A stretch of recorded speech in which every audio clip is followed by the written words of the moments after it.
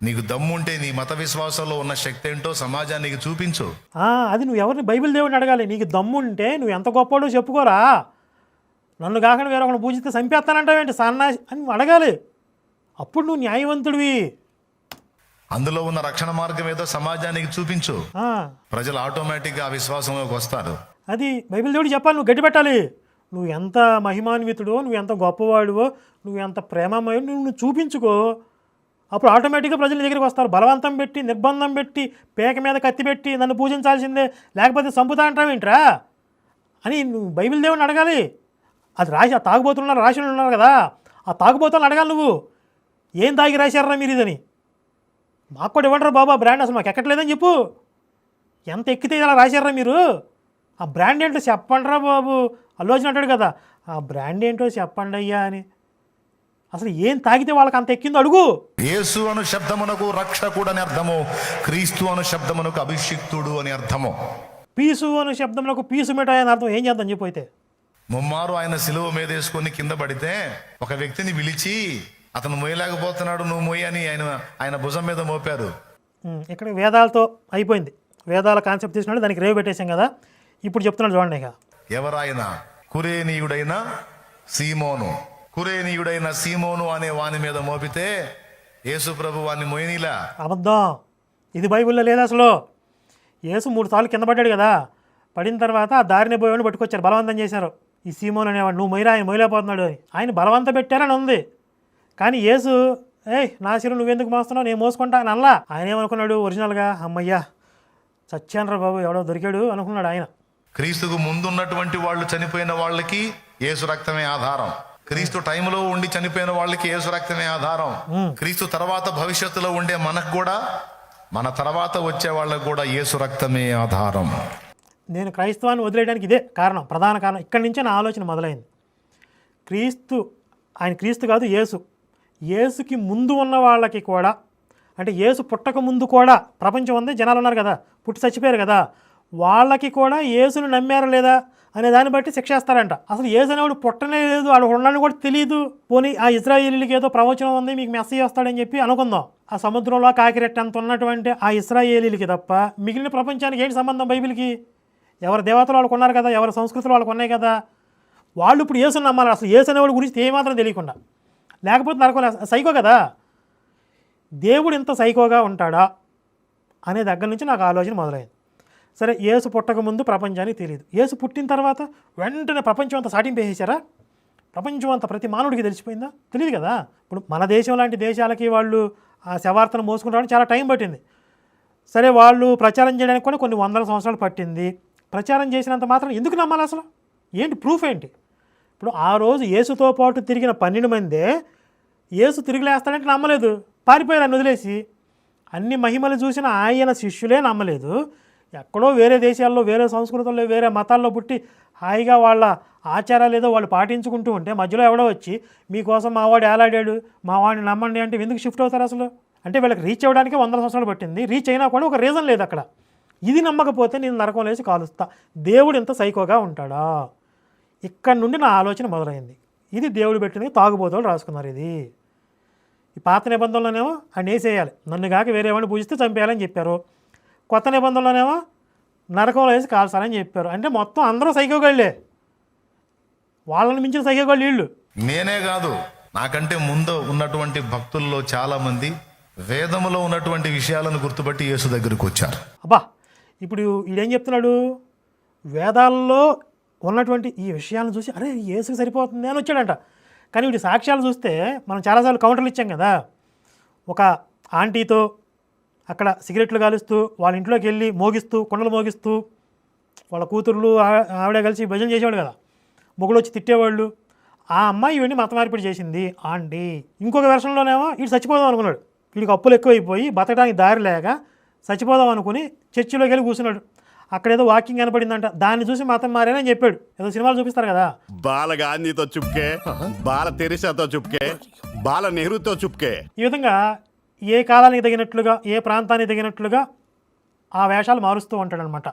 ఇప్పుడు వేదాల గురించి మాట్లాడుతున్నాడు కాబట్టి వేద సాహిత్యాన్ని చూసి నేను మత మార్పిడి అయ్యాను అంటాడు. ఇంకొక సందర్భం వస్తే ఇంకొక సందర్భాన్ని బట్టి నేను మత మార్పిడి అయ్యాను అంటాడు.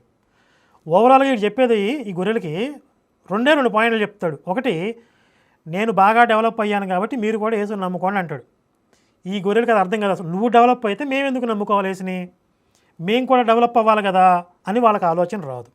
రెండోది, మీరు నమ్ముకోవడమే కాదు ఇంకొంతమందిని మతం మార్చాలి మీరు, ఇది టార్గెట్ చెప్తాడు వాళ్ళకి. ఈ రెండే ఎంతసేపు కూడా వీడి జీవితమే. నేను ఆ రోజుల్లో అంత కష్టపడ్డాను, తర్వాత యేసుని నమ్ముకున్నాక నాకు గుట్టలు డబ్బులు వచ్చినాయి, ఇప్పుడు ఈరోజు ఎంత దర్జాగా ఎంత బిందాస్గా ఉన్నాను, నా జీవితాన్ని చూసి మీరు యేసుని పట్టుకోవాలి, అదే యేసు రక్తాన్ని పట్టుకోవాలి అని అంటాడు. మరి వాళ్ళ జీవితాలు కూడా అలాగే మారాలి కదా.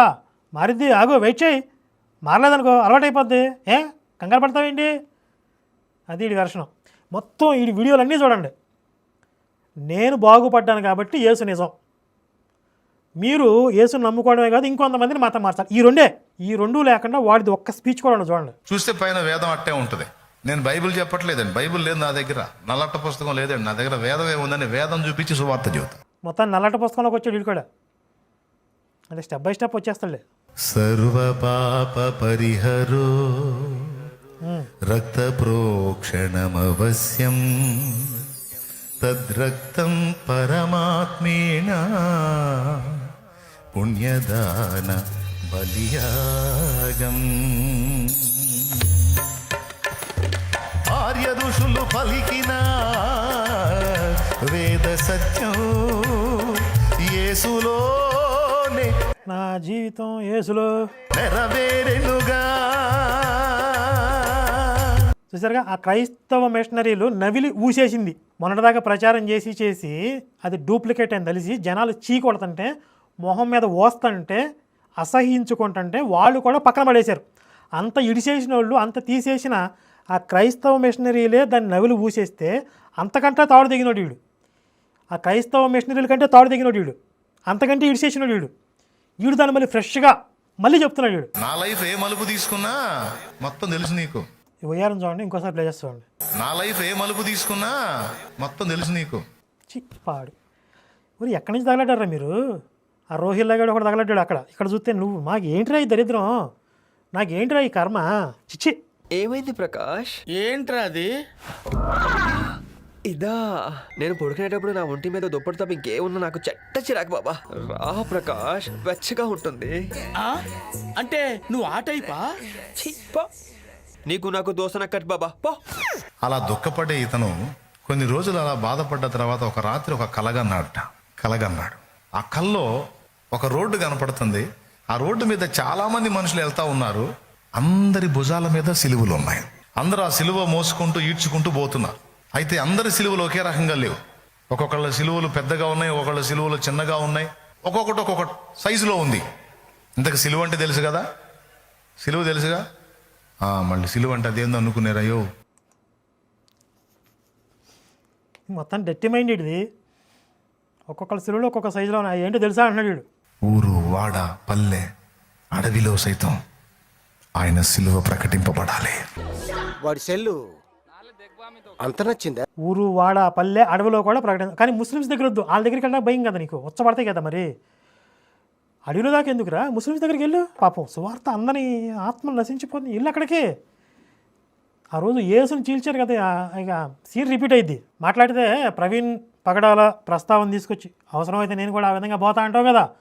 నీకంత దమ్ము ధైర్యం ఉంటే, నువ్వు మగోడివి అయితే, నువ్వు ఒక అయ్యకి అమ్మకి పుడితే సాతాన్ రాజుగా ముస్లిమ్స్ దగ్గరికి పోయి సువార్త చెప్పి యేసుని నమ్మకపోతే మీరు నరకానికి పోతారు అని ఒక ముస్లిం బస్తీ దగ్గరికి వెళ్ళి అక్కడ మైకులో అరిసి తిరిగిరారు. నువ్వు మీరు యేసుని నమ్మకపోతే నరకానికి పోతారని చెప్పి మైకులో వాళ్ళ ముందు అరిసి నువ్వు తిరిగిరా. భిక్షగాడిని కూడా వదలను. వెళ్ళి వాడిది ప్రతి ఒక్కరు నోరు తెరవాలి. నువ్వు పని చేసే స్థలములో, జాబ్ చేసే ప్రదేశంలో, ఊరు వాడ, నీ ఇరుగు పొరుగు అంతటా అందరికీ నువ్వు సిలువను పరిచయం చేయాలి. అది ఎక్కడ చోట పెట్టుకోమని చెప్పాలి. ఆ సిలువను తీసుకెళ్ళి మీరు పెట్టుకోవడమే కాదు అందరికీ పెట్టాలి. అది మరి అందరు తయారుగా ఉన్నారు, తెలుసు కూర్చున్నారు, రా ఇల్లు ఎవరికి ఎక్కడ పెడతారో వాళ్ళే చెప్తారు. అప్పుడు యేసు సిలువ వ్యర్థం కాదు. చెప్పాక 2 పాయింట్లు. ఒకటి, ఈడు బాగుపడ్డాడు కాబట్టి గొర్రెలందరూ యేసుని నమ్ముకోవాలి. తర్వాత ఆ వైరస్ అందరికీ ఎక్కించాలి. ఇదే పరిశుద్ధ తండ్రి, ఈరోజు నువ్వు దర్శించి మమ్మల్ని సంధించిన విధానం కొరకు స్తోత్రం. ఇది చూడండి, ఇక్కడ చూడండి, వీడికి మొత్తం 4 ఏసీలు ఉన్నాయి చూడండి. కూలర్లు కానీ ఏసీలు కానీ మొత్తం 4 పక్కన 4 పెట్టుకున్నాడు వీడు. క్రైస్తవ మతం అంటేనే ఇలాంటి చిల్లరన డాష్ గాళ్ళు అందరూ కలిసి ఒక ట్రైనింగ్ తీసుకుని బోధకులు అయ్యే వ్యవస్థే క్రైస్తవ మతం. ఇక చివరిగా కొసమెరుపు ఏంటంటే ఈ సాతాన్ రాజు గారు కానీ ఇలాంటి చిల్లరన బోగ్గాళ్ళు అందరూ కలిసి వేద సాహిత్యంలో పీసై ఉన్నాడు, ఏసై ఉన్నాడు అని చెప్పి ఇంత కష్టపడే బదులు అసలు ఖురాన్లో డైరెక్ట్గా ఉన్నాడు యేసు. ఖురాన్లో ఏమంటున్నాడు యేసు? నేను అల్లాకి దాసుడని. అల్లా వచ్చి అడుగుతాడు యేసుని, ఏంట్రా యేసు నువ్వు దేవుడిని అని చెప్పుకున్నావా? ఏంటి నీ పేరు మీద మతం పెట్టారేంటి వీళ్ళు? నిన్ను మీ అమ్మనే పూజించమని చెప్పే వాళ్ళకే. ఓ ప్రభు, నా గురించి నీకు తెలియదా? నేను ఎంత పిరికోడును? నా మనసులో ఉన్నాయి కూడా నీకు అర్థమైపోతాయి కదా. నేను ఆ విధంగా చెప్పేంత ధైర్యం చేస్తానా? నేను నిన్నే పూజించమని చెప్పాను, కానీ ఈ నా గొర్రెన డాషగాళ్ళు ఈరోజు నన్ను నీ ముందు దోషిగా నిలబెట్టారు. కాబట్టి వీళ్ళందరినీ ముందు నరకంలో వేయాలి అని మిమ్మల్ని నరకంలో వేసే బాధ్యతని యేసే తీసుకుంటాడు. అసలు క్రైస్తవులందరినీ నరకంలో వేసే బాధ్యత ఎవరిది? యేసుదే అంట. ఖురాన్లో చెప్తున్నారు, ఆయనే సాక్ష్యం చెప్తాడు. అలాగే వీళ్ళందరూ దొంగనా కొడుకులే, నేను చెప్పలేదు ఇలాగా, వీళ్ళందరినీ వేసేద్దాం అని ఖురాన్లో ఏసేం చెప్తున్నావు అది చెప్పుకోరా. బైబిల్లో ఏసేం చెప్తున్నా నీ శాతగానే ఉండి నా వల్ల ఏమీ కాదు ఓ తండ్రి అని కింద సాగిలిపడి ఆ యేసు గురించి చెప్పుకోరా. వేదాల్లో ఉన్న పరమాత్మ దాకా నీకు ఎందుకురా బోషిడి. కాబట్టి హిందూ సాహిత్యాన్ని టచ్ చేస్తే షాక్ సాలిడ్గా ఉంటుంది. జై శ్రీరామ్, భారత్ మాతా కీ జై.